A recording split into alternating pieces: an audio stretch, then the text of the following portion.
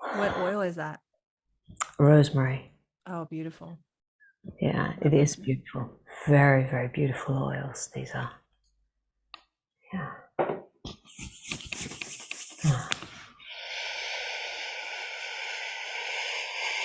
Ah. Mm.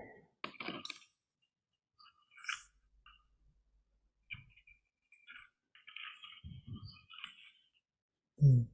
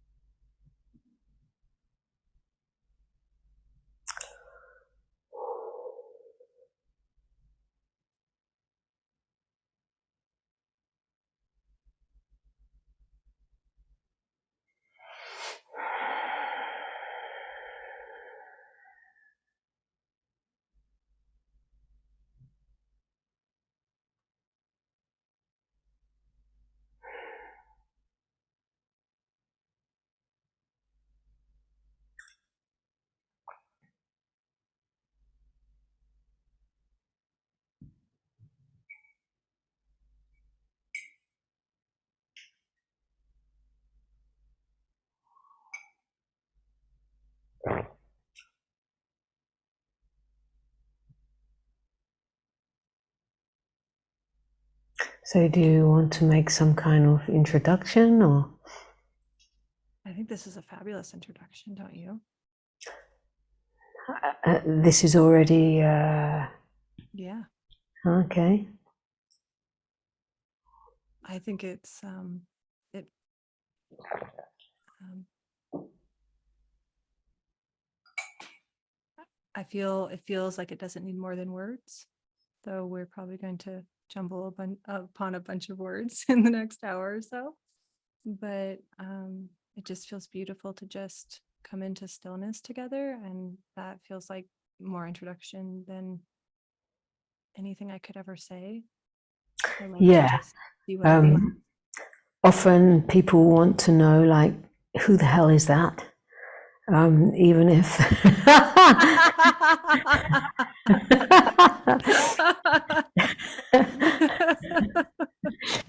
even if who we say it is, you know.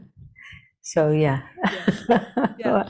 So yeah, well, I have Ananta here with me today, and we're just going to explore presence together and see what arises, heart to heart. And yeah, I'm looking forward to this conversation. Yeah, I don't know. I'm not a good talk show host introduction person, but I think that's beautiful. And um, we'll just see what arises. You're welcome to if you have anything else to share.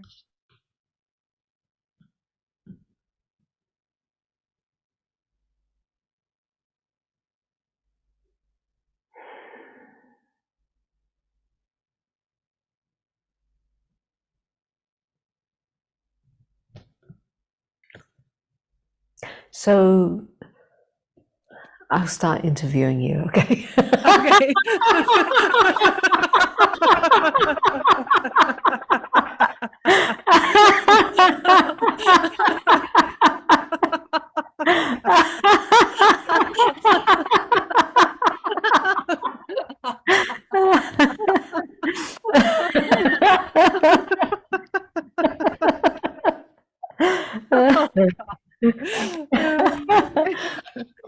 So Okay. the question is, right, why do people want to watch this?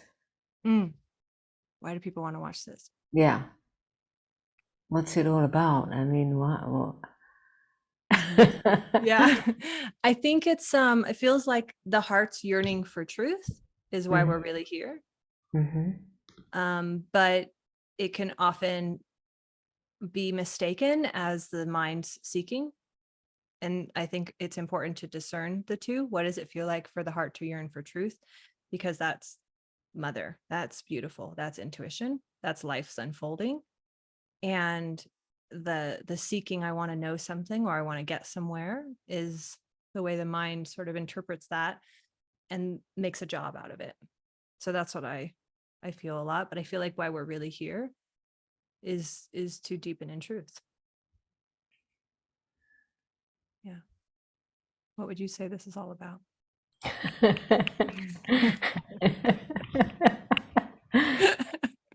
Well, deep in the heart of all beings, there is a calling, whether it's like for whatever is consciously calling. You know, we don't. It's like something is calling for liberation, freedom, or just the innate knowing that there is more to what we've been told, to what we've believed, to what we experience, that there must be more. There's got to be more than this mundane life. There's an innate knowing. There definitely always was here. And that before we started recording, you said that you saw a little bit of one of my very old interviews, and I was telling the story of where this search began, with the search looking for freedom. I didn't have this like I want to find the. Well, I kind of did, but not in those. You know, it wasn't in those days. There wasn't non-duality teachings. There was nothing like that. But there's just this like really strong knowing that nothing is as it appears. Like this world I'm being told to live and follow these steps to do the human thing, that cannot be it. Can't be it. Yeah. So that drive, that innate drive to actually go and know freedom was really the beginning for me. And I think that, or I feel that it starts somewhere in the calling of the small self made up of the belief in me separate to the rest of the world, the small self identity. It starts there. So there is this search, and nowadays, which is really beautiful, is that there's so much. There's just so much that it's kind of, there's so much to. It's like a candy store. There's just so much. So much. Yeah. Yeah. Yeah. Yeah. I feel like a lot of my talks or teaching in some way is clarifying, how do I say it? Not like other people's teaching, but clarifying how and where the mind can misinterpret certain types of language in this field. Yeah. There's so much. Language gets in the way. It's very, very simple. Yeah. It's very simple. Yeah. For me, it's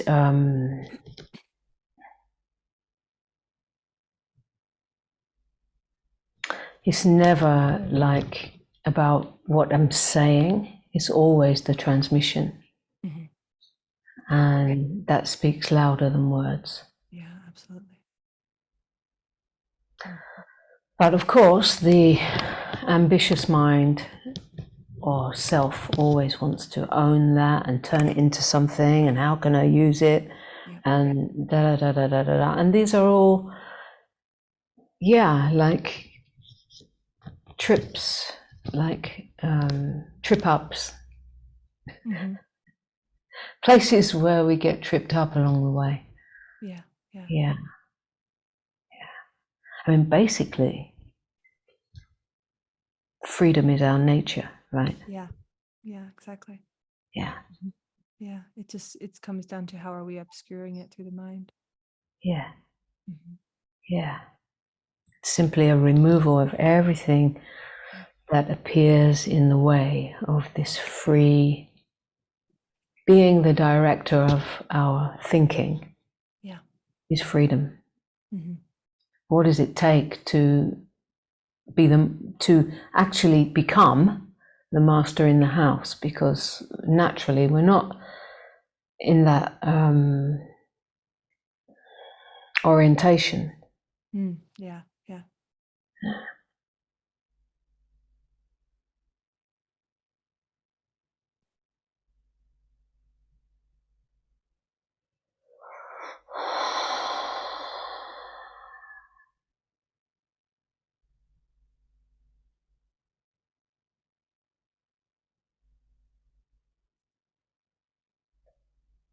So I guess I'm curious, you've been teaching a long time and being with people in these spaces for a long time.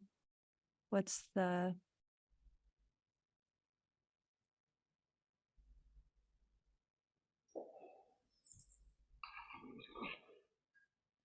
deepest heart lesson that you've learned in being a guide, I guess, in this space? Heart lesson. Oh, God. Or how has it changed your heart? There's just a deeper and deeper breaking open. A breaking of the heart, just when I mean, I'm talking like anyone. Yeah. Just when you imagine that you have arrived somewhere safe and doesn't matter what happens because you're only your consciousness anyway, you're all that is, and nothing can happen to you, so everything is then life goes, okay. Oh yeah.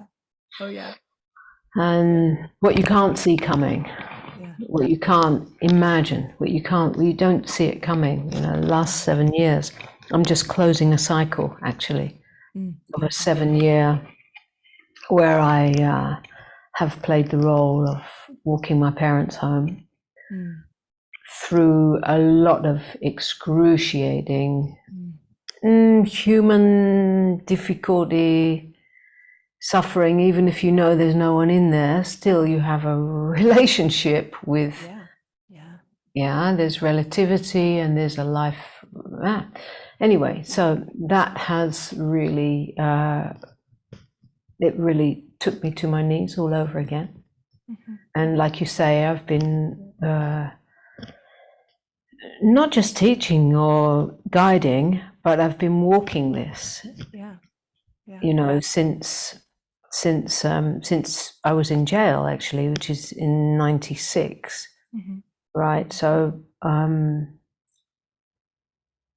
my experience has been, and I would say maybe every 7-year cycle has been another deep learning of another deep breaking of the heart open to new levels. And it's really like, I always feel it's the beginning. I always feel it's at the beginning. Doesn't matter how many years or whatever, I more and more and more feel I'm brought more and more and more to the innocent heart, where all the armor is broken open, like to actually return. I mean, I was 27 years away from England. So to return and come back as the child to the parents, I'd been, gone a long time. You're in England I wasn't. now. Yeah, I'm here to just tie up loose ends and clean up. But I didn't live in England for 27 years. I didn't even know them in that. It's like I'd become another version of myself, which they had no. My name had changed, my whole consciousness had changed, everything was changed. But when they saw me, I was their little girl. They They didn't care who the fuck I am in the world with some name as a teacher. Well, but what's that? You know, boom, you're there you are, you know, my child. Yeah. And that whole thing is like being in the world and not being of it, being in the world and not of it, is to be totally in that and not of it. Yes. It's not to go, oh, well, you know, there's no parents because there's nobody here and we're all just the same consciousness. So you can just like rot in a corner and die, and I don't care who walks all over you and abuses you. I'm getting on with my life because I'm a teacher, don't you know? Yeah. You know? Yeah. So it was another invitation from life to put everything aside and actually show up in the most like ground floor place and enter the system. I hadn't been part of the system that controls in this human level. You know, I hadn't been part of that for 27 years. I couldn't even be found on a. Wow. So I had to re-enter the system and re-enter with the name that my parents called me, because I hadn't been back in England, so I hadn't changed it legally. I did now. Yeah. But then I had to like go into all those systems, those mundane places that we don't want any part of, and show up there. Yeah. Bring this there. Yeah. Bring this into all the places that could be denied. Yeah. You know, to actually walk by the hand and take my father, walk them both home, you know. And yeah, it's been a really excruciating journey that broke the heart over and over and had me facing all kinds of everything that, yeah. So that came to an end in just November. They both passed and I took off pretty quick. I left the country quite fast. So now I've returned to tie it all up and the loose ends and the whole scene of what's here in England that has my kind of the roots of where this form grew and all of the projected expectations and conditionings and, you know, it's like, so yeah, I can say to you that when I was first walking this, like, say 20 years ago, when I was first running around the world giving retreats and stuff, I kind of kept myself in a place where you're protected. Well, I'm still only walking as awareness. I'm still only walking as the one consciousness that looks through every pair of eyes. Sure. Yet, and it was always for me all inclusive. I was always present to all the feelings. I was always I was always meeting everything that I hadn't integrated. I was always with that from day one. Because it was very clear to me when I was seeing people kind of get this recognition, this moment of opening as recognizing I am pure awareness and nothing can touch this. This is always free. And this is absolutely true. And this is absolutely, yes. However, there is a body mind here that is carrying all kinds of unmet, that is going to arise, it's going to get triggered, it's going to come up for freedom. Yeah, exactly. And that was clear to me from the beginning when I was kind of watching people walk around and go, well, there's all this drama going off. It's nothing to do with me, there's nobody here, that kind of, that's what kind of moved me to start speaking. Yeah. Because it has always been clear to me that there's no denial of any of this. Yeah. This human incarnation, this human divine incarnation, has to be fully met, fully included, to embody this realization. Yes.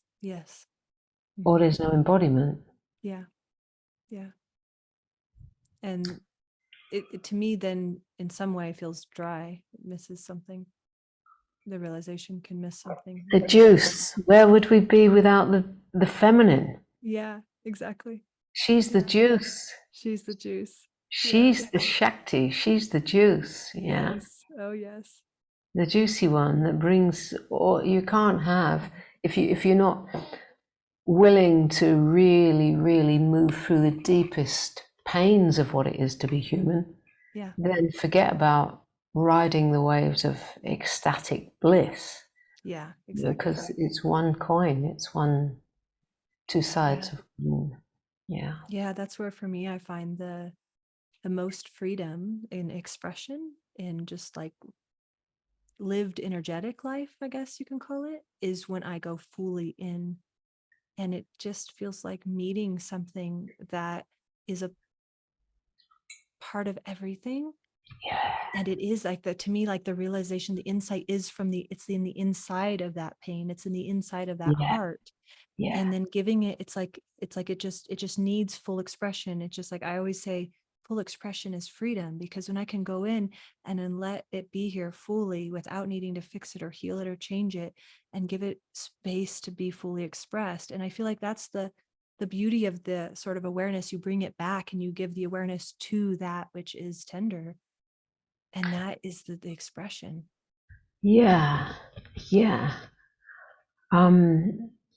I say the same thing a little bit differently, right? For me, it's like if we talk about awareness, stillness, presence, this that never moves, enters her as experience, as the wave that's rising, as the feelings, as the emotional body, as the everything. When he is here for her, Beautiful.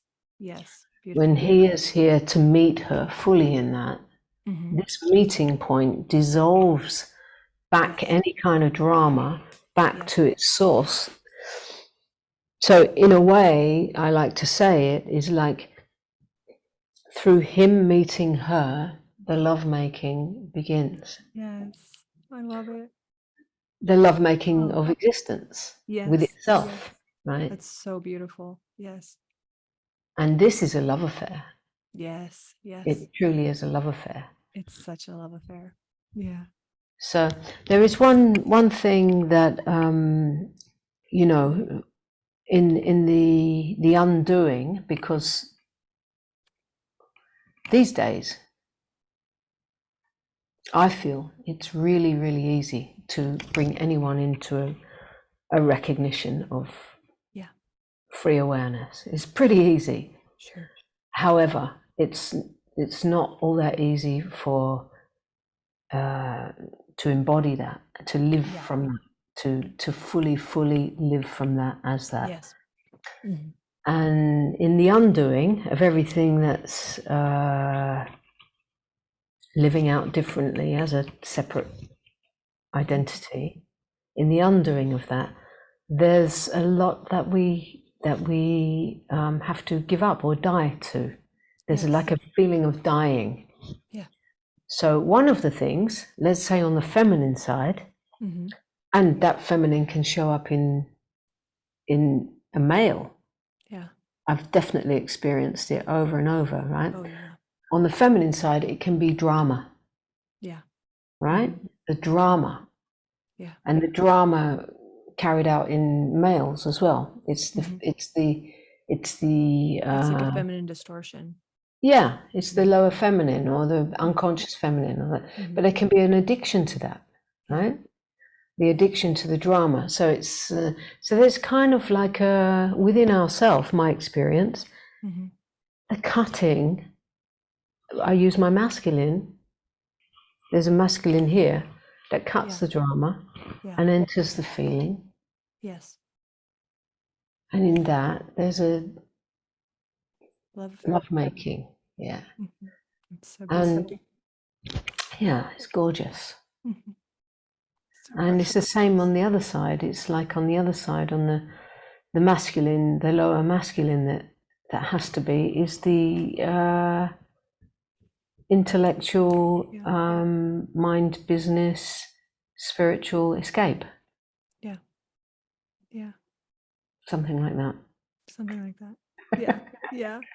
And then it's how does it's the willingness in that masculine to allow the feminine to touch it. Yeah. If we don't separate these aspects of what we are, it takes awareness to see what's going on. Right. And if we can't see what's going on, life is going to reflect it, to show it. Yeah. And it's going to come from the play, she, everywhere. It's going to be showing up in our world. Yeah. And there's no escape, because once we say that we are here to die for the truth, to die to live this. If once we make that declaration in our own consciousness, we're calling everything to come and show us where we're. Change it all. Yeah. So beautiful. It's just so beautiful. It answers the best call. Journey ever. It's so wild. It's so wild. I love it. Yeah.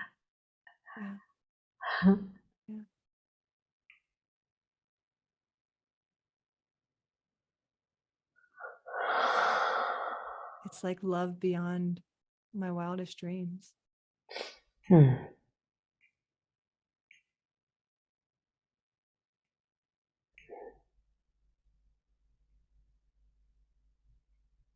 Dying into love. Yeah. It's like I pray for the days to be brought to my knees. Yeah.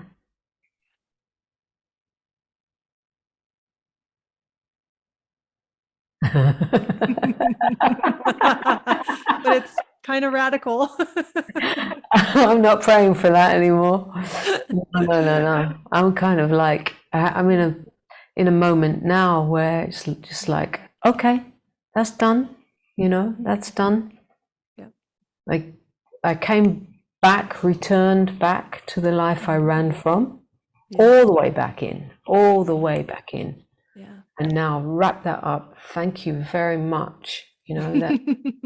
Thank you very much. Yeah. Now it's like a bursting open. Yeah. Really ready to ready to really like open everything again. Yeah. Or not. Or it's like the struggle is over. Yeah. Yeah.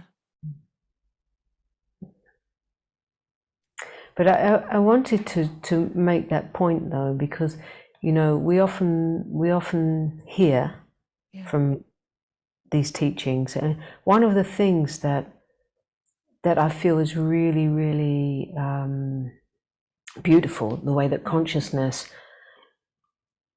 there's no person playing the role of teacher, that it's like consciousness is cancelling out the message constantly to reveal the aliveness of this. It's free of being fixed, of it's like this. No, it's like this. This is what happens. It's like that.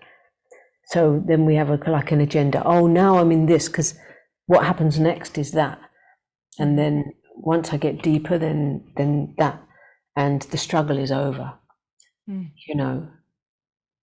However, I said it before, and I've been taken through many Cycles. Yeah. Many, and I don't expect that it's ever over. Yeah.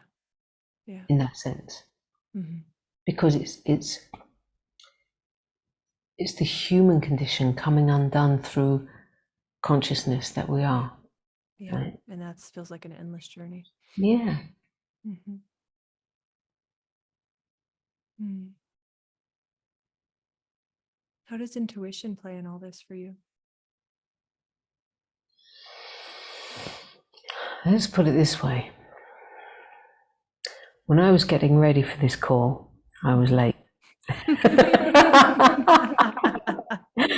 Anybody who knows me knows that that's usual. And then came, I should check my phone just in case she delayed the call. Yeah. That was to save myself that, let's check the phone. And I went and checked the phone and said, can we be an hour later? Right? And I was like, Now, if I hadn't checked the phone, I would have been, yeah. So just being attuned in the wide open space where all is already known, available to that. Yes. It doesn't matter you're in the States, I think. Are you in the States? Yeah, I'm in Colorado.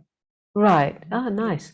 And I'm here in England, and it doesn't matter, there's no distance. I could hear that there was a communication to tune into, you know. Yeah, totally. And that's like, if I'd been in my head, like engaged in some story, I couldn't have heard it. Yeah. Exactly. So it's being in the open space where all is already talking to itself. The communication and the communing already is in the open, free space of all knowing consciousness. It's being here. We can call it intuition. We're able to hear the field. Yeah. And same for me. It felt like, even though I could put a relative story on why I needed an extra hour, it was like a knowing. It was just, Ananta's late. Let's give her an hour. Yeah. So kind.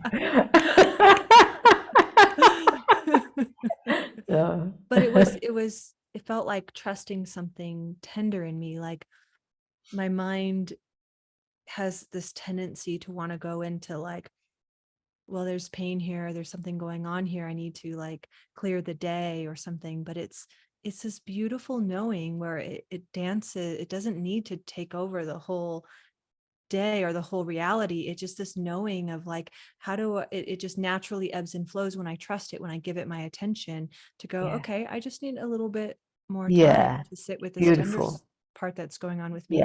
But then this is so nourishing in so many ways. Beautiful. That's so beautiful that you did that, you know.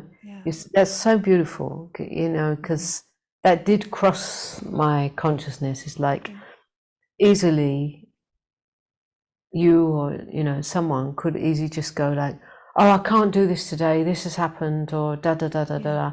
And it's just like, okay, I need an hour, you know, I need to adjust myself, you know. I need to adjust.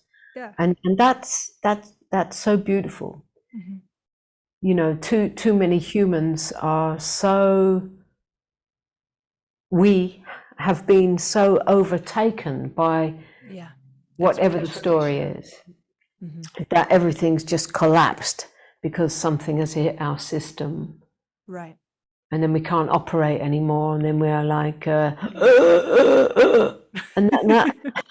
that you know, it's just like, oh Jesus, you know, like I tell you, if you'd have done that, I would have said no, no, I would have said no, you know.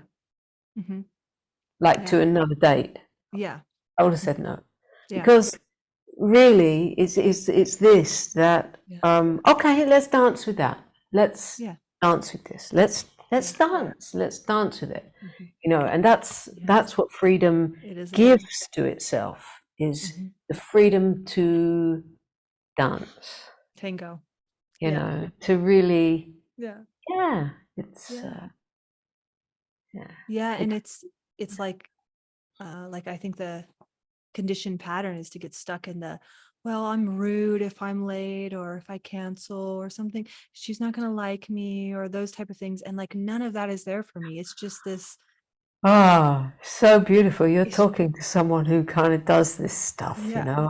yeah, I do cancel things and change locations and change dates, and have been told off for it, which I yeah, don't,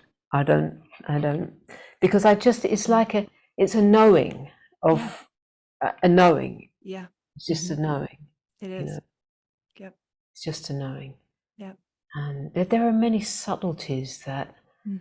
So many subtle come steps. with this realizing of what we actually are. There are many Yeah, subtleties, yeah. and they need to be so finely attuned to the human, Flexible.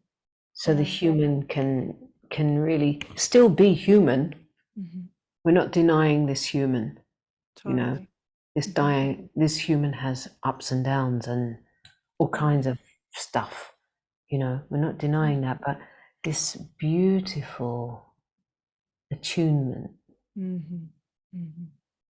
with the miracle of being Yeah, what yeah, we are in yeah. communion.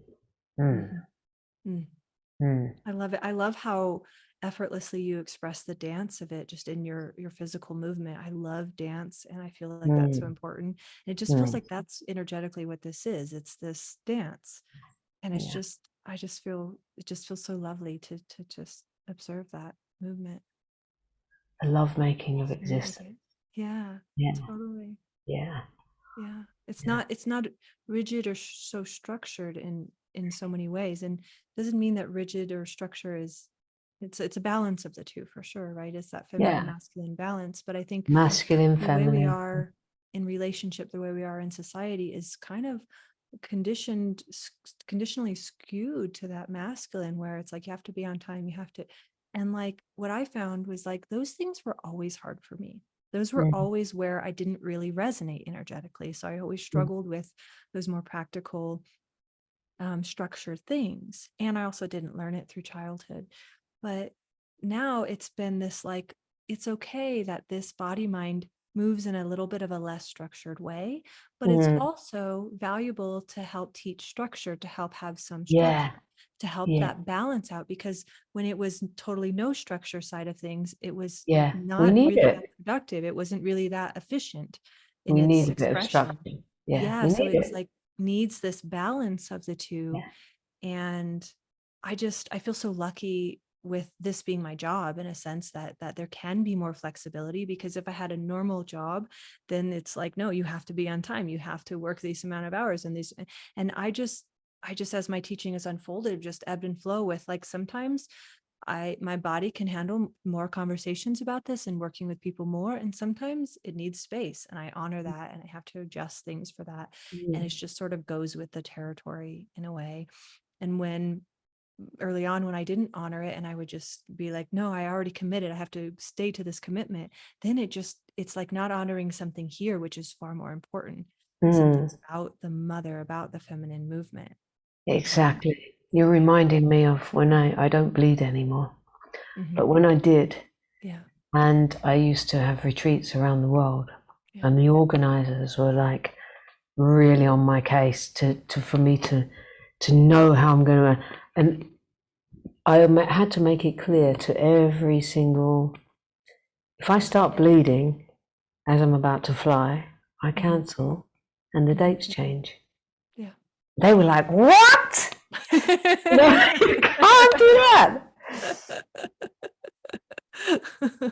You know, but I did Yeah. it. It Yeah. really was. It was really triggering For a for lot of people. people. Of course, Yeah. I understand that. I really do Yeah. understand. Yeah. But it was an absolute clear for me. The moment I Yeah. start bleeding, I stop. Finish. Yep. Yeah. So, but now that bleeding doesn't happen, I actually fly on the dates I schedule. It's amazing. That's amazing. I love it. Yeah. Yeah. But yeah, I mean, this masculine, feminine, it's a way to express. Like when we look at this beautiful play, I mean, I'm looking out the window right now, these beautiful trees and everything, this play of form and this beautiful form, you know, these forms, so beautiful. And yet the space in between these forms, which we call the unseen, formless, undeniable presence that is here in between these objects, in between these forms, as the space in which all of this is, or is arising, or this is so often overlooked. It's so here all the time and so overlooked. We're looking past it to look at form.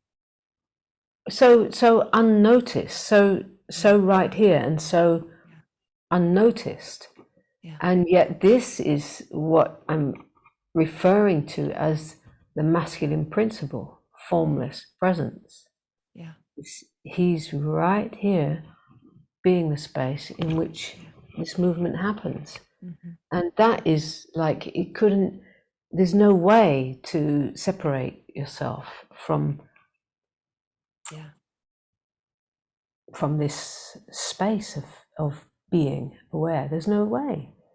So, you know, it's so it's just a way to speak of the nature of reality. Awareness and experience can never be separated. So beautiful. Yeah. And many say, so what? Who wants to talk about awareness and experience? So what, you know? However, the thing is that, as you know, this changes the whole life. The way we move, the way, everything about it, because this is what allows you to be, or I to be, anyone to be the master in the house. To not be dictated by thoughts and feelings, but to be the one who gives direction to the way the mind works, to the way the feelings move. This is freedom. Yeah, total freedom. Yeah.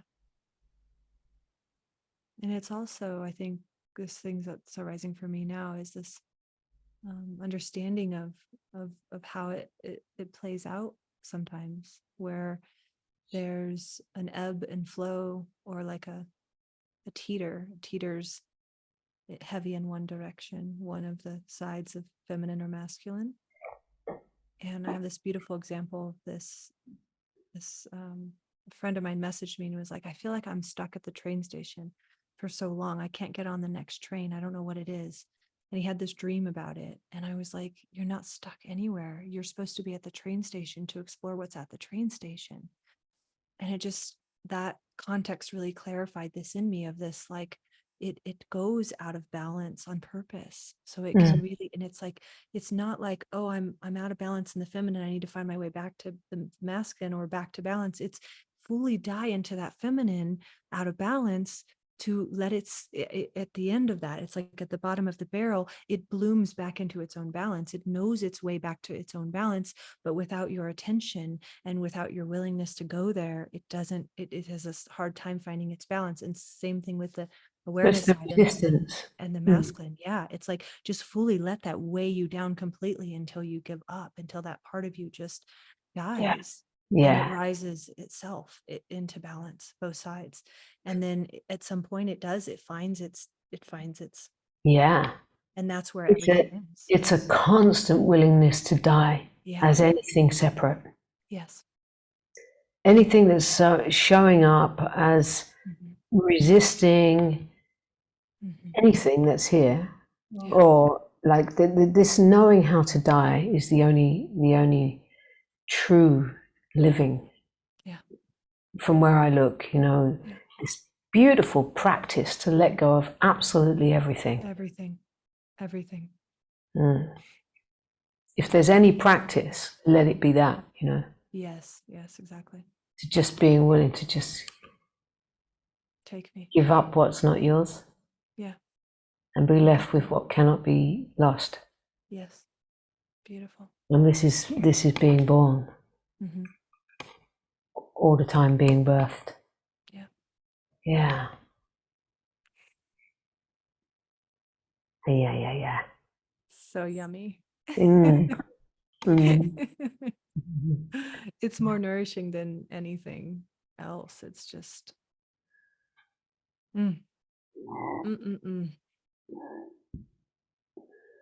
So do people do you run retreats there in Colorado or what? I haven't ran a retreat yet. I have an online one. It's my first one actually at the end of this month or at the end of September. So that would be my first one. And I haven't ran any retreats like as a main teacher. I've assisted Angelo with his retreats for almost 6 years. So as long as we've been together, he was running retreats and I do sound meditation. So I have these crystal sync bowls and I'll do sound meditation at the end of the evening. So I've been doing that for 5 years. So I've been hosting in my own way alongside him, but not being the center teacher in the retreat. So, but it feels like it's opening in that way. I just, he's told me for like the last year, you should host your own retreat. And it didn't resonate with me yet. And I follow that intuition. And so just more recently, it just became obvious to do that, to start in that way. And so we'll see where there are so many now. It's like, it's just, you know, because like I said earlier, when I was deported from Japan in 97, there was nothing like this. There was no, you know, there was nothing. There was no way I could have had a conversation with anyone. Yeah. At all. It's just amazing the time we're living in now. Yeah, it's so available. It's beautiful. Yeah, and it's so needed because you know, the on the surface of our life, the human condition is reached a point of complete, what a mess the humans are in, right? And the only possibility is a collective shift of consciousness. Yeah. So, you know, it's like it's now. It's right. It's now the time for this. It's the time to really walk this in the marketplace, to be a light. Yeah. To be a light in the world. Yes. And really, really come together to unite as this light. Yeah. And have the impact to tip. Yeah, because it's we can't deny. I'm not one of those that denies what's happening on the world platform.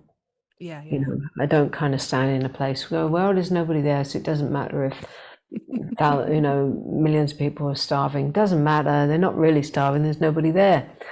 Da da da da da da da da da. Because when you come close, face to face, and these things touch your life. Yeah. Because they are part of your blood connections. It touches, you know, and when it touches, it breaks you open in another area. Yeah. And you know, I don't have this idea like, oh, we got to save the world or nothing like that. No.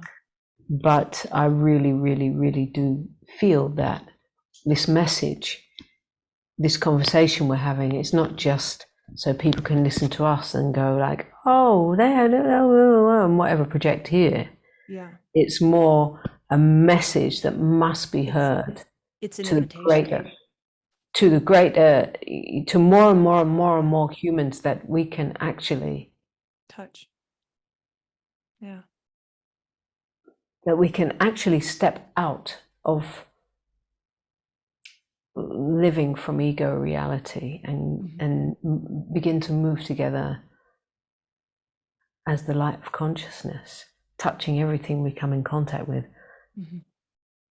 Yeah. Yeah. As one, you know. I mean, it really, I feel that a lot of people's, that's where we started out talking, that a lot of people's search begins because of it's getting more and more and more difficult for an ordinary human to survive in this world and be governed and controlled and put under so many pressures just to fit with the systems that are in place. It's becoming so that the scream starts saying, wait a minute, you know, it kind of, it gives it that springboard to go, no, wow, this force to go, the rebellion is upon us. Yeah, I'm here to be free. I'm not here to be chained. You know, so it drives by structure. Yeah. So I feel that as more and more are popping open, it's, you know, it's not for then just this kind of like claiming, oh, now I'm a teacher, all come to me and learn from me. It's none of that. It's like, let's be a light to a light to a light to a light to a light. That, you know, I was with Osho like in my late 20s. I don't know if you've heard of Rajneesh. I love Osho.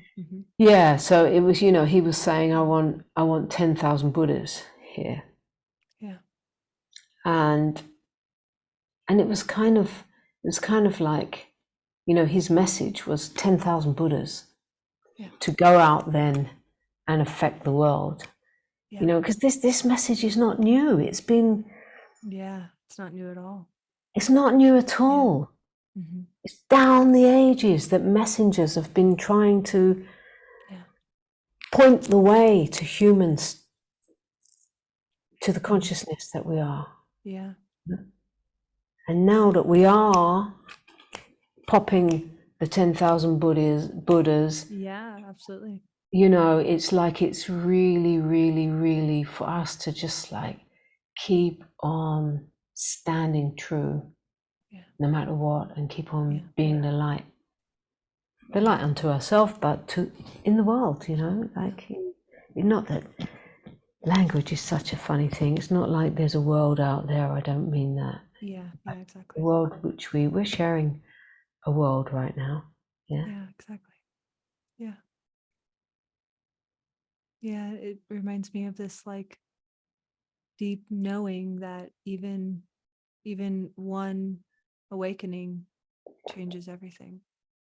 Even one expression of freedom changes everything. It just ripples energetically beyond any words I could give it, but I can feel it. It's so powerful. Yeah. And it's like you just, at some point, the human body mind just resonates with it, just as in living in alignment with it. Is there anything more important to you than that? No, not at all. It's the love of my life. This is when it's lived. Yeah. And it's not easy, right? It's a hard journey to let go of so many things that we have this inclination to be attached to, or to hold on to, or to keep. But it's just, to me now, it feels more natural to let go than to hold, even in the places that can still, I can still find holding, can still find apprehension. But I don't know, it feels effortless as a practice now, I guess, if you will. It feels like there's this knowing, there's this recognition, something is not aligned. And it feels energetic, and I can't really like pinpoint where it is. It's not like local in that way, but I just know it. It's just a knowing, and it's really clear. And then it just takes a step back. It just is like instead of me thinking, how do I figure out this thing? How do I fix this thing that's not aligned? It's more like I come back to myself fully. And attention, by attention not going into the concentrated thought pattern of mind, it is freed up to go directly to that which needs attention to find its balance. And it feels like the more and more attention is reoriented naturally, it's like I don't have to reorient. There's nothing separate that reorients attention, but it's recognizing that pattern of from going from mind or being in mind in some way, being in reflection of it in some way, and then noticing that and dropping it, and then attention, it swoops in and just goes directly to whatever pain is there, whatever joy is there. It's not just pain, it's pain and pleasure. It goes to whatever needs full expression. And sometimes, often, the pleasure needs full expression, the pain needs full expression. And it's just like effortless. It's like, I don't have to do anything but recognize. Love affair. It's a love affair. Total It's what came to me as you're speaking is like to be a lover of truth. Yeah. More than getting what you want. Yes. Yes. Yes. When this is, you are a lover of this. This is the beloved. Yes. This is the beloved, and you cannot be far away from the beloved. Yeah. You just cannot. You know, it's an absolute total commitment. Yeah, and this is when it's lived. So many people ask me, like, you know, I've been trying this and I tried that, and why I can't get there.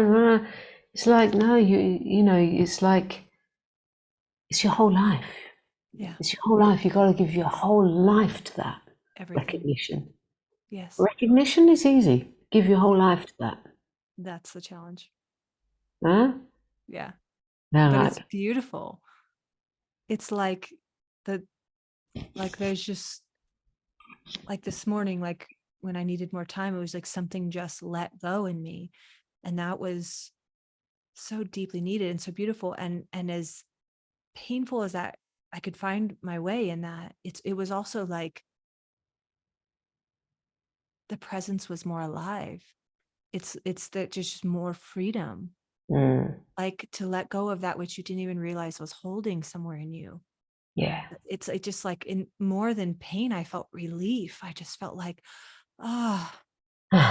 thank God that I can give that back, that can be taken from me, because it wasn't a burden to hold. Right. And then you're left with what can't be taken. Yeah. And there was everything. I was out on the patio, and it was like the most, I just can't put it into words. Yeah. You know, and that's always there. And it's always obvious in a way to me.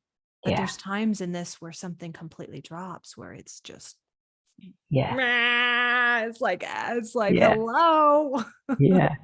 It reminds me of one time when I was in a relationship with a man who was like the love of my life.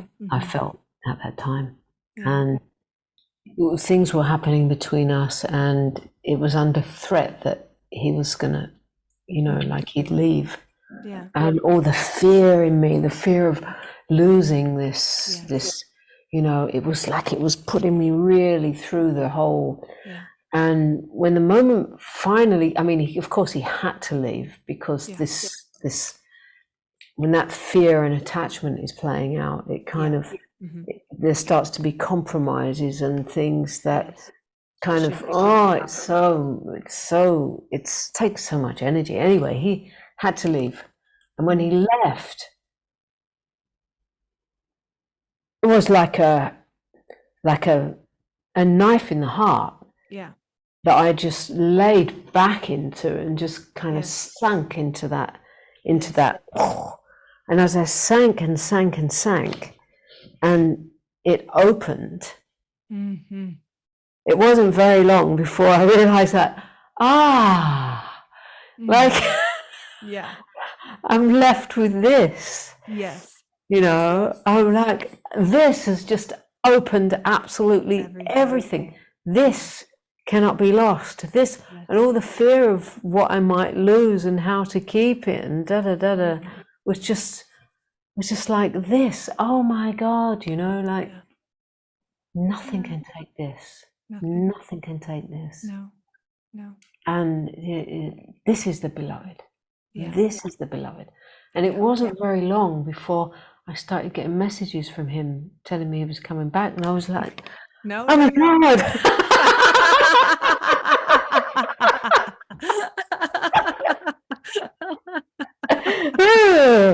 You know, like yeah. You wouldn't trade it. No. Yeah. No. And the whole dance, the whole play of it was just only to reveal this, you know. Yeah. Oh, I love that so much. And when this meets this, when this meets this, one meeting through two pair of eyes or 20 pair of eyes or whatever, when this is met, it's all the glory. I could die tonight, you know. I mean, it's all in everything. Exactly. It's all that's needed. It's everything we've been yearning for. It's never lost. But then when we speak like this, someone, if they're in a place where they're in a place of searching and trying to, like, they hear this and then they're like, because I've seen this 1,000 million times, right? They hear this and they go, I can't wait to get there. I can't wait to have that thing. I can't wait to, how do I get there? How do I get there? And when you start to say to them, just drop all that and just be here. And they're like, yeah, but I can't feel that glory you're talking about. Where's the glory? Yeah. You know? Right. So it kind of, because of the way we speak, it gives some kind of, it creates a fantasy in mind. The mind interprets it as a fantasy. Yeah, and it gives some kind of idea that there is all this, like, you know, and I'm far away from that, so I must be far away. So where is it? Right. And so the thing that I really, really, really like to say right now is what makes us speak like this? What makes us honor and give our life to this? What is it? It is the value. It is the value that brings this kind of, it's the value, right? And the only difference between the one who is standing there going, how do I get there? Is the value. You cannot value absolutely nothing. And that's...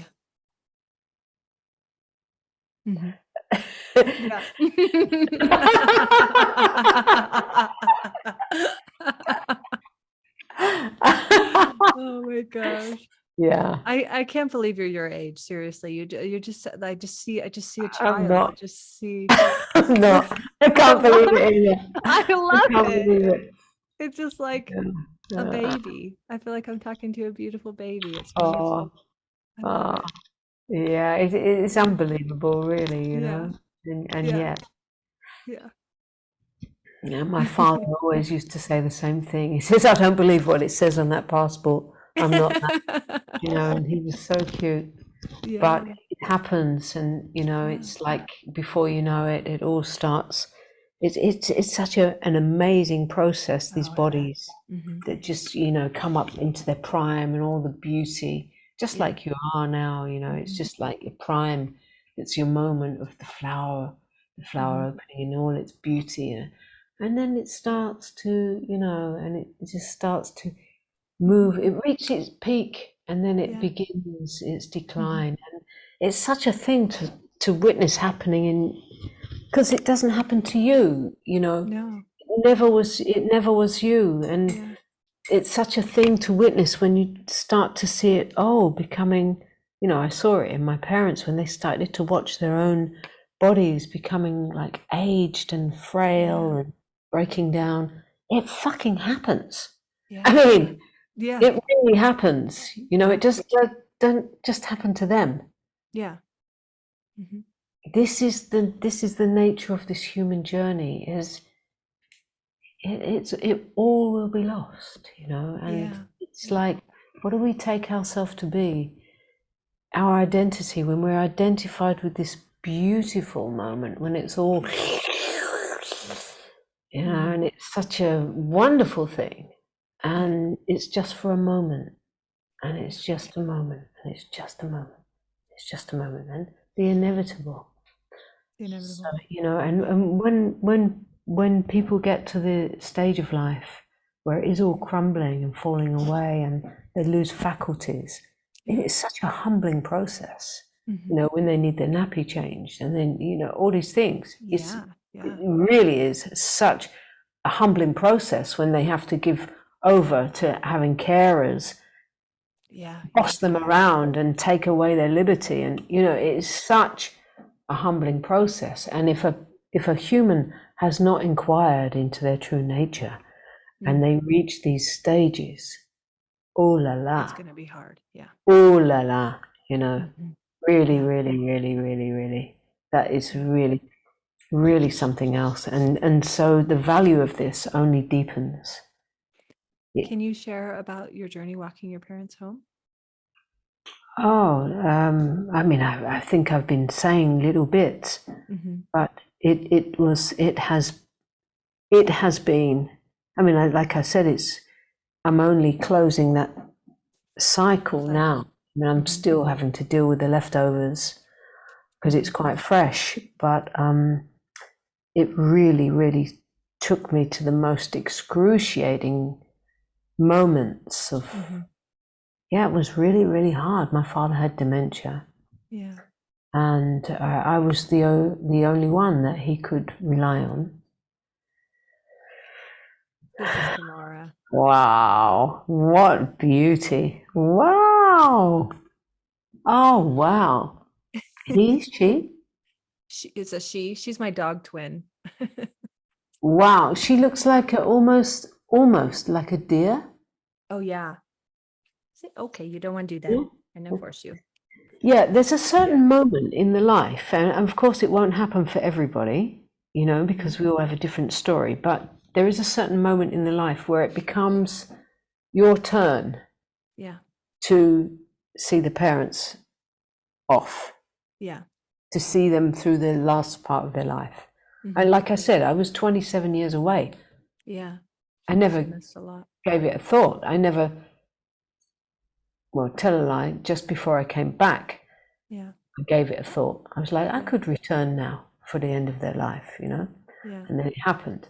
But it wasn't something that I ever imagined, or, you know, it wasn't, because you don't kind of, you know, the stage of life you're in now. You can't know the stage of life you'll be in that's 10 years away.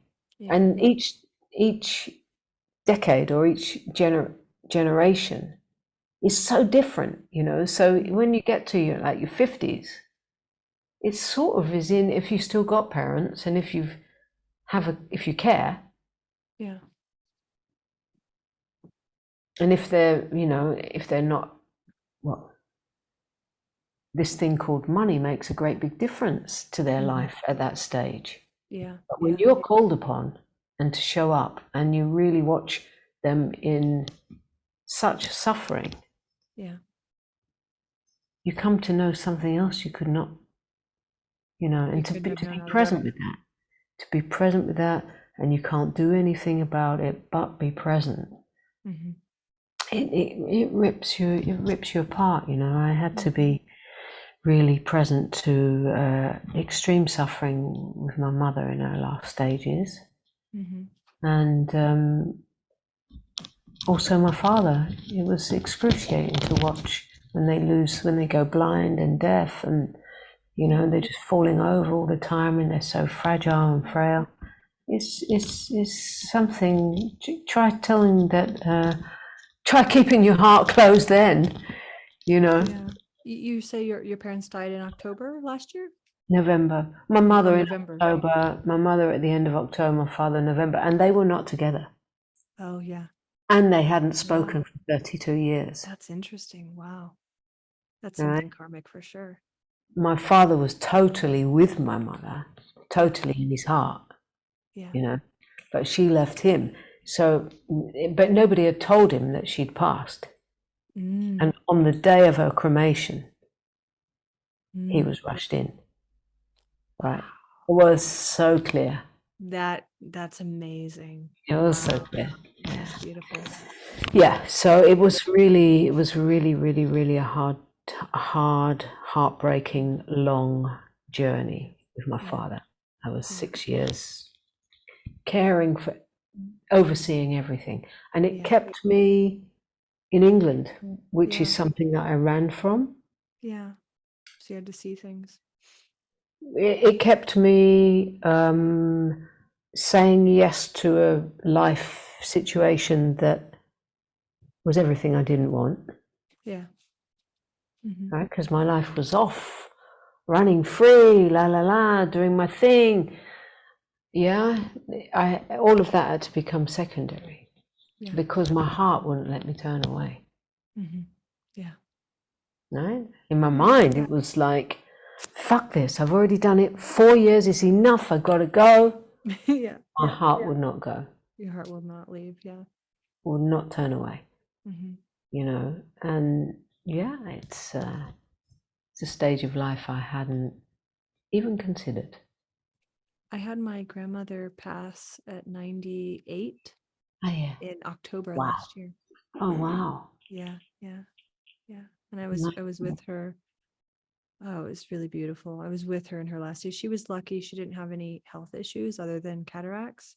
So she was falling because she couldn't see and she couldn't really. Wow. But she was so beautiful. She was like very Christian lady her whole life. And she was like talking non-duality to me. My aunts, I went and stayed with her. And my aunts were like, if you get bored, you can leave her there. You can. And I was like, I didn't want to leave her side. I was just fascinated with her. And I just loved feeling her older hand in mine. And it was just like, it was the most precious thing to be with her. Well, that sounds beautiful. Yeah. That sounds really, really beautiful. I would have loved to have it be a beautiful ending. It was not. It was extreme suffering. Extreme suffering. Yeah.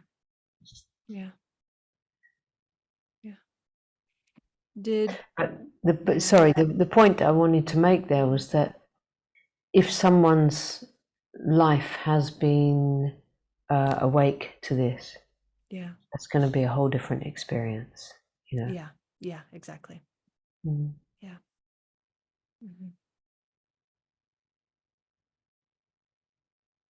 But also, I think, I'll add something here. The opportunity to die again and again and again before your physical body goes is what changes everything. It's a constant dying to live. Yeah. And I feel now I have no idea. I don't have a home. I don't have an address. I'm here just putting my stuff in boxes. I don't know where I'm going to live. I don't know where I'm going to land. Everything is that. Yeah. And, you know, the idea is like, what? At this stage of life, you still don't, you know. I love it. I'm supposed to be settled with some nice land, some center somewhere, some this and that. It all got put. Yeah. So it's like starting again. Yeah. Wild. Yeah.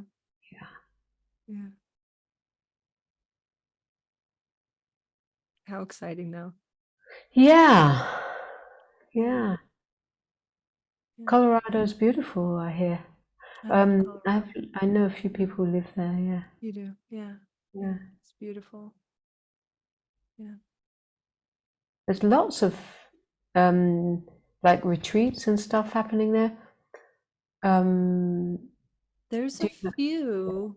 Yeah, I don't stay in too I don't search too much about it because I don't stay in community very much, but have you, is that where you're from? I mean, did you grow there? I grew up outside of San Francisco, so California. And I've been living here. I met my husband now that's my ex-husband, but I met my husband in Las Vegas and moved here with him. And that was, I don't know, maybe 9-10 years ago. And so I've been here a long time. And when we got divorced, I stayed because I was with my partner now. And yeah, now I'm just, that's just home. Yeah, it sounds gorgeous. I have, because I have like a little membership group of people who do regular meetings, and someone who lives in Colorado. Beautiful. Yes, she puts pictures and stuff. It looks amazing. Oh, nice. Yeah. Colorado is, it's really a gorgeous place. It's kind of dry, like not a lot Mountains, of isn't it? mountains. Yeah. Mm-hmm. Beautiful nature. Beautiful nature. Yeah, we have really beautiful seasons. We have snow, but it's not, unless you're in the mountains. It's like down in the city here. It's not very bad. Like as far as like getting too much snow or too much snow to clear out. And we'll have sun. Even the winter, we have all this snow, and then we have just beautiful sun. Yeah, wow. So is it summer now? It's summer now. Yeah. And it's been hotter, and we've gotten actually a lot of rain this summer, which is kind of abnormal for Colorado in the summer. But yeah, I think things are changing with our planet. So weird weather all around. Yeah. Things, just to add a few words more about that. The thing that's happening on our, Earth, or around, that's happening on the planet. The changes that are coming, it really we are so in a place on the human level, we're so in a place of having absolutely nothing to rely on, that we can it's so changeable, it's so, we've seen it already, anything can happen, right? So to be awake, to know ourselves as consciousness, to be awake and to be here, ready to face it all, is utmost. It is the utmost requirement. Otherwise, suffer. It's need. Yeah, it's absolutely needed. Absolutely, and that's where, when this becomes our work, it's really like serving a message for this need that is in our human consciousness. It's a need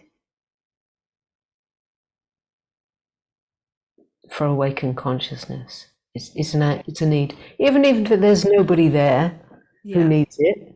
Yeah, but that truth doesn't deny it. No, it's needed. It's needed, or humans are just screwed. Yeah. It's like the absolute side of things, the absolute truth of it, that there's no one there and not really a world, and all those things are beautiful truths, but they're not truths to negate the other side of things, because you see at some point there's not two sides. There aren't separate realities. It's not complete. It's not a complete message. So to have it complete is to become the master of the house, to really be able to direct our thoughts and feelings, and to like serve that in a way that we will only choose goodness. We will only choose that which serves it all. We're only going to choose the truth of love, our true nature. It's so beautiful. It's so, I mean, I never heard of you, and it's so beautiful just to meet, to truly meet. It's like we know each other Forever. Deeper than. Chris is your social media help. Is that his name? Yeah, Chris. Chris, we're doing stuff together on some sides of my work. Yeah. Yeah. Yeah. I was surprised to get his message that he sent me. It was really beautiful. I was just like, wow, that would be wonderful. Right. Yeah. Surprise to me too. Yeah. Yeah. And I just, I think like I'm not really into like interviewing people on my channel or doing anything necessarily like that. It just doesn't resonate with me. But what resonates is to deeply meet and see what arises, and share experience and share this energy, and see what arises, because that's what impacts people when they watch it, is the energetic transmission, is the energetic sharing beyond all language. And Yeah. so I don't know. Yeah. Who cares? Yeah. I don't love the too much format and stuff for it. It's just Yeah. like, Yeah. let's just be with each other and see Yeah. see what is there. And Yeah, you just never know, you know. It's always different. I had a beautiful interview a couple of months ago. That was, yeah, just very different. His style yeah. was very, very beautiful, and there was a format. It was with masculine, Yeah. with Johnny Wilkinson, and it was very beautiful, because it also was the flow and the true meeting. Yes. So yeah, it's just like, okay, how do you like to do this? Yeah. Yeah. I had a really funny one as well recently that's not come out yet. I'm waiting to see how that comes out. Yeah. Yeah. I find like, even when somebody interviews me in that format way, I think like without even trying, I just sort of go into some sort of level of pointing, because like I kind of am like curious where the questions come from, or like what's underneath that question, or that like orientation. Like that's what I'm feel interested in deeply. And so it's kind of funny sometimes. I'm like, well, I don't want to like start, interviewing you by accident, but that's why I love these conversations more than an interview, because then it's not really about one person, or it's just about the unfolding of the conversation. But when somebody's interviewing me and they want to, I'm just kind of, I don't know, I just want to ask more deeply, like, where does this come from? Like, why do you want to know that? And I want to point them to their true nature, just without even realizing I it. find it so funny that consciousness is interviewing each other. Yes. through the play of humans. Well, and now it's such a big thing. It's It like is a big thing. everybody's interviewing each other suddenly. It's like it's what's amazing is how fast in these times we're in, how fast things are picked up and become a thing.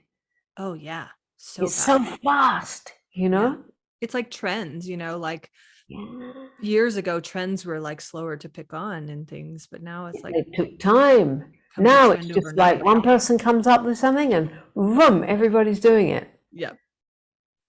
Like, and then the next thing, everyone's doing it. It's just, it's this I think constant, it feels like it's because we're craving direction, because we're starting to realize as individuals that something isn't right about how we perceive the world.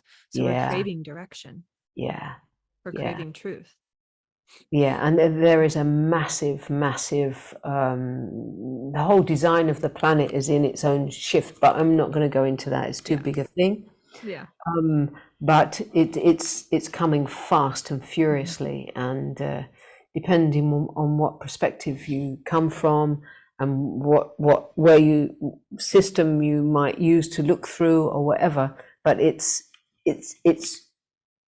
proven by it showing up again and again and again, I just say, like, without going too much into, because it just leads everywhere else, like the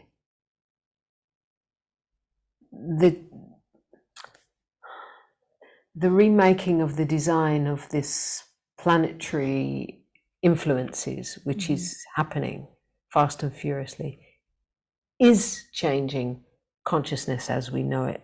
Without you or I or anybody doing anything, it is changing consciousness as we know it. There's only a certain amount that survive the shift, the mutation. Yeah. there's a mutation happening, and there's only a certain amount of humans that will survive the mutation. And I'm not kind of giving predictions or something like that, but that is it's on the table, and so many will get wiped, you know, because it's the way of it. We don't know what the outcome. However, to raise in consciousness, to wake up, is not to get something for oneself, but to actually mutate. To actually give.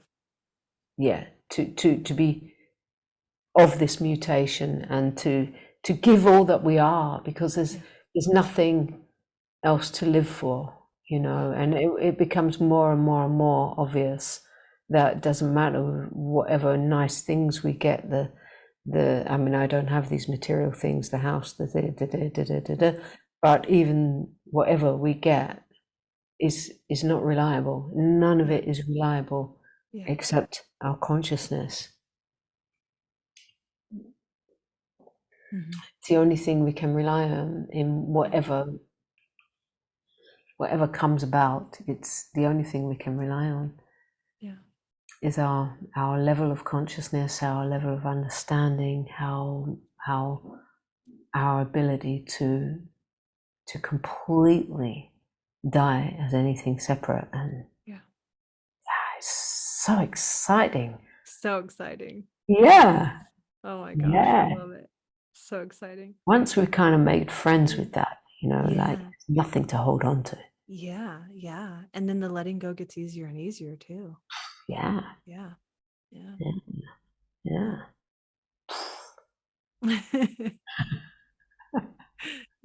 It's endless death and endless beauty. Freedom. Because what cannot die survives it all. Eternal truth. But it's not somewhere else, and it's not achieved. It's not in a state. No. It's already. It's right. It's right. It's this.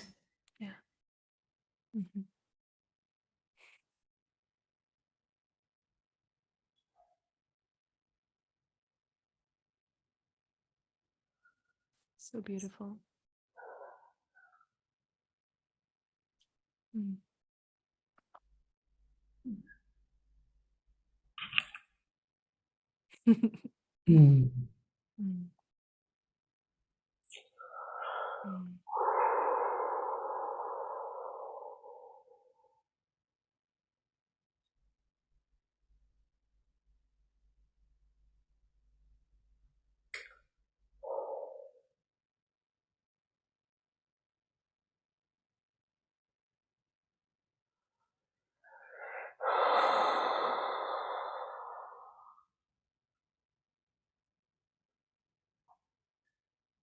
And to drop it all in one instant.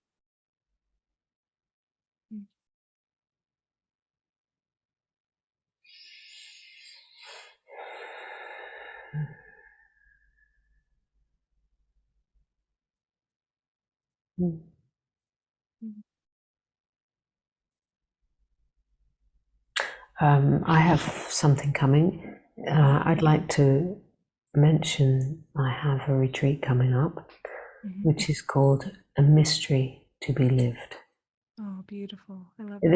It just came as we were meeting there. It came like a mystery to be lived. A mystery to be lived. Beautiful. Yeah. Not a problem to be solved, but a mystery to be lived. So precious. Yeah.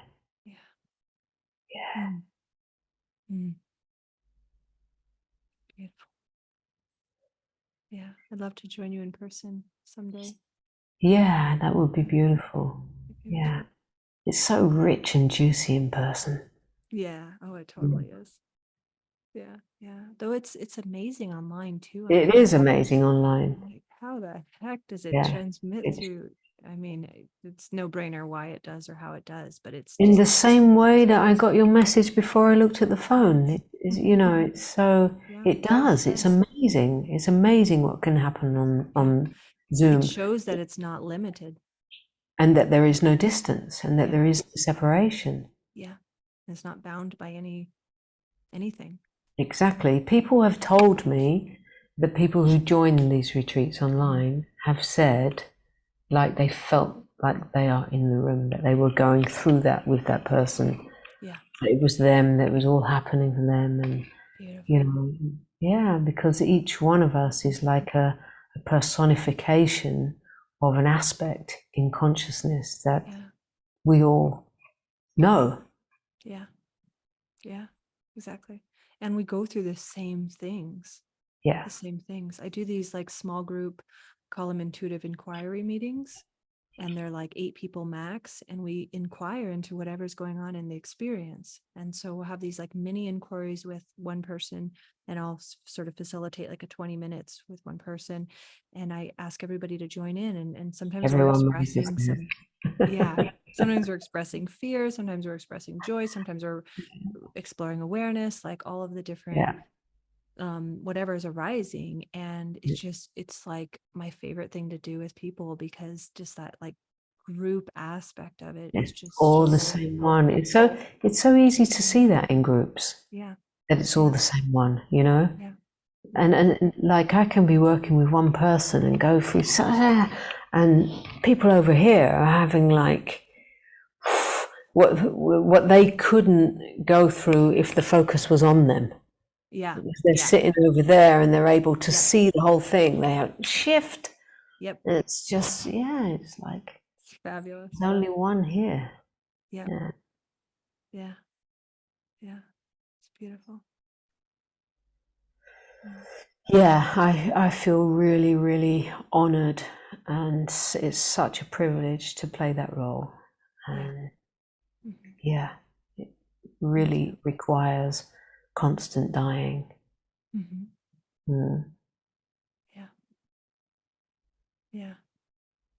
Me too. I feel this last retreat I was just in just last week I just kept coming up, and even before retreat I just kept coming, this word lucky kept coming to me.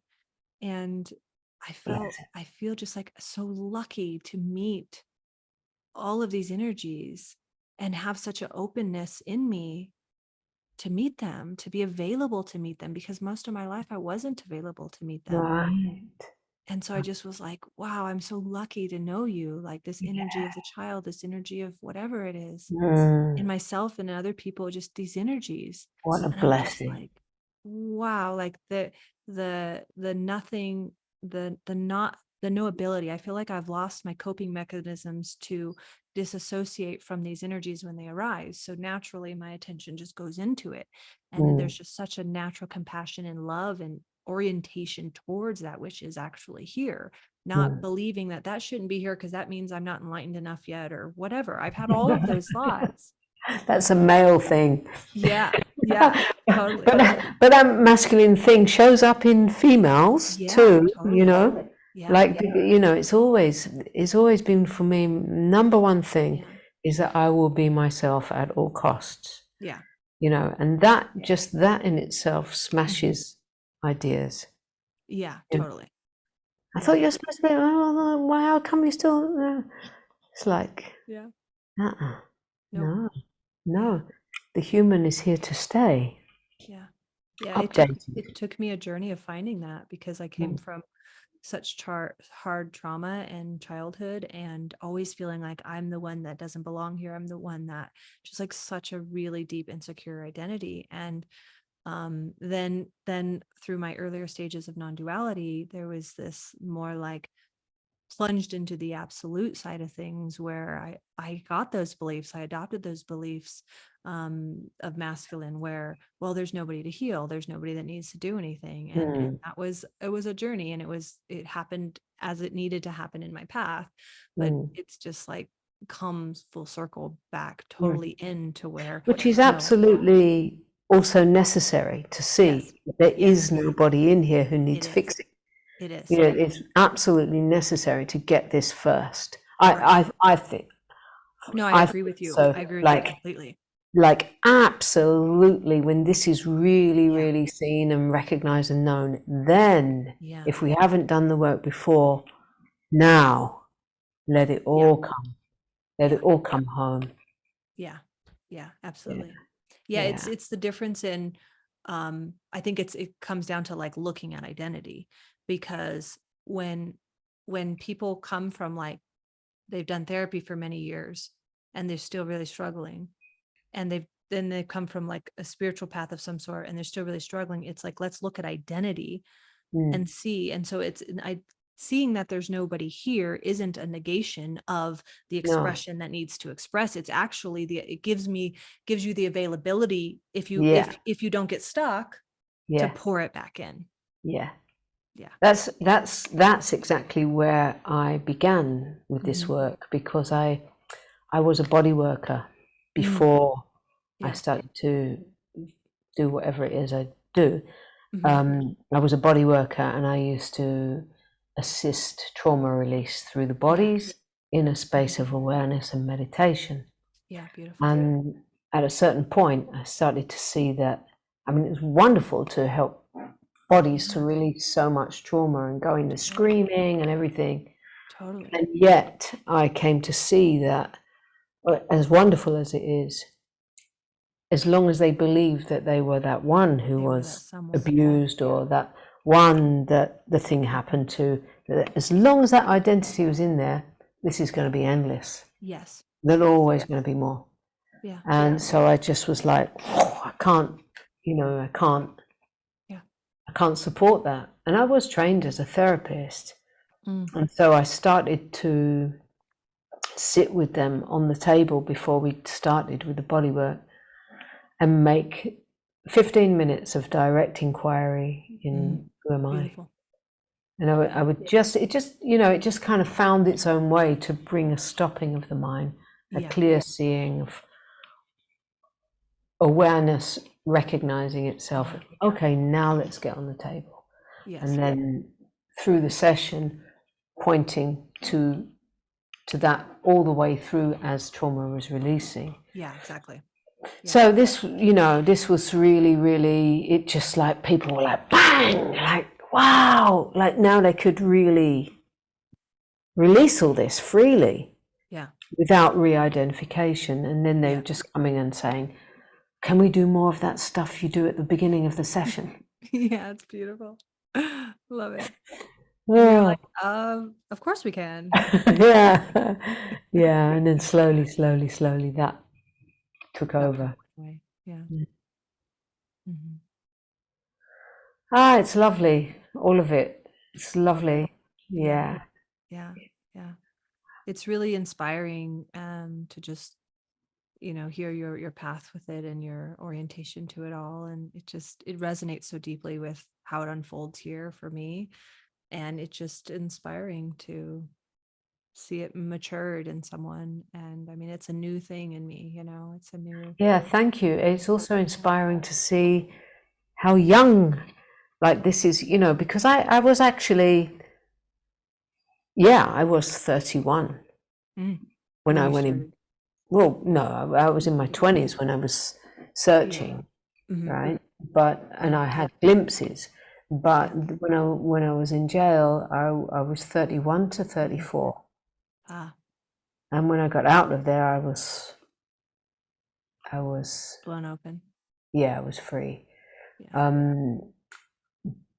the body mind wasn't. The body mind was like totally screwed. However, I'm just seeing, like you said, that you're coming up to 36? 34.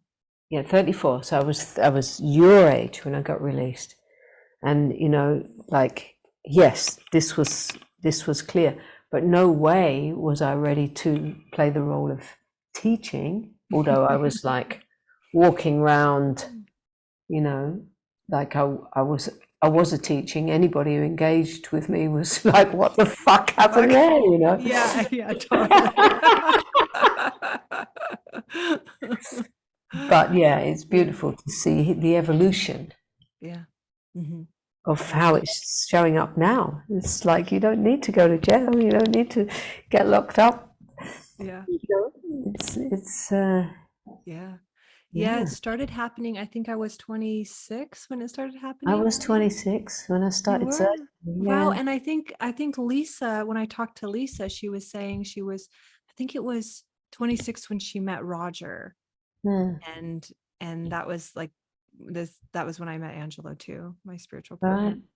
Right. And yeah, Yeah, there's something about 26. something about 26. Totally. Yeah. Yeah. Yeah. And I was with my husband and I had a nice life. I like relatively material. I had anything I could ever need materially and traveled and did anything I could ever want to do. And Wow. And you were happy? I wasn't. Oh. No, I resonated with that interview when you were talking to Conscious TV, because it was like, I thought that having the fancy husband, the fancy house, having all those things were going to give me happiness. And I had it all. I had all of that I thought I needed. And I was deeply miserable. I was deeply unsettled. I was crying myself to sleep at night and not understanding why. And it was like my heart wasn't fulfilled in that. Mm. I come from such like nothing. Like I grew up in a foster home. I didn't like my parents didn't take care of me. So I came from such like nothing. So in my life's pattern, in my story, that was an achievement to have anything I could ever want as far as money is concerned. That was a huge achievement. Yeah. But it wasn't what I really Empty. deeply wanted. Yeah. And I had to go through it. Yeah, I had to go through it to see that that's not what's going to fulfill me. Exactly. And then And that comes full circle as well. Yeah. Yeah. Exactly. At a certain point, it's like, oh, I don't need the money. I just like, this is and then when it comes all the way back, it's like, oh, that's why people were like saving. Like, I came back in my 50s, not having a home, not having a nothing. And I'm like, oh, that's why people kind of invested in a home. And okay, get it now, you know. Yeah. And I bought this home 4 years ago when my divorce was final. And Angelo kind of talked me into it. He doesn't live with me. It's just my own home. And he's like, just buy this for yourself. And I was like, it's huge to have a base. Yeah. I can't believe I'm arriving at this stage in the body and having no base. It's just like, something's like, what? But so, it's begin again at 60. But I have total like, trust. Well, it's a whole new. What was that? The dog? Yeah, the girls. I have 2 girls, and the one's 9, and the puppy is 3. The one you saw. Oh wow! Yeah, so cute. Wow. Come on, Cleo. They look very similar. Yeah, they're both the same breed. Come on, show your face. Wow. Show her how cute you are. Okay. Oh, wow. Very, very beautiful. So these are the ones that keep me grounded and having a house. Hey, cool it. She's allowed. The puppy is so alpha, and the 9-year-old girl is like not. She's like such a beautiful mother energy, the 9-year-old, but the puppy is like, she just thinks she has to be in competition with her sister all the time. Oh, they're sisters. They're not from the same breed, or not from the same litter, but right. they're sisters because I'm their mom. Yeah, right. That's the animal instinct. Yeah. I just tell them all the time. I say, you don't have to fight over me. I have so much love. There's plenty. Yeah. But they're my children in this lifetime, and that's how it goes for me. I thought I saw somewhere that you have a child. No, not just these guys. No. Oh, right. No, I don't. I won't have physical children. Right. Yeah. It doesn't make sense to me. It kind of never resonated, but never makes sense to me. Yeah, I get that. Yeah. Did you have any children? No. No. Yeah. There's plenty of confused children. Yeah. And I recognized, actually, when I was 41, I recognized that my work was to be a mother that clears confusion and not creates. Yes. Yeah. I was going to say, like, for me, it feels like without having a physical responsibility of a child, my mothering is freed to mother whatever The mother needs is here. to. The mother is fully here. Yeah. Not the grandmother. Yeah. Not yet. Not yet.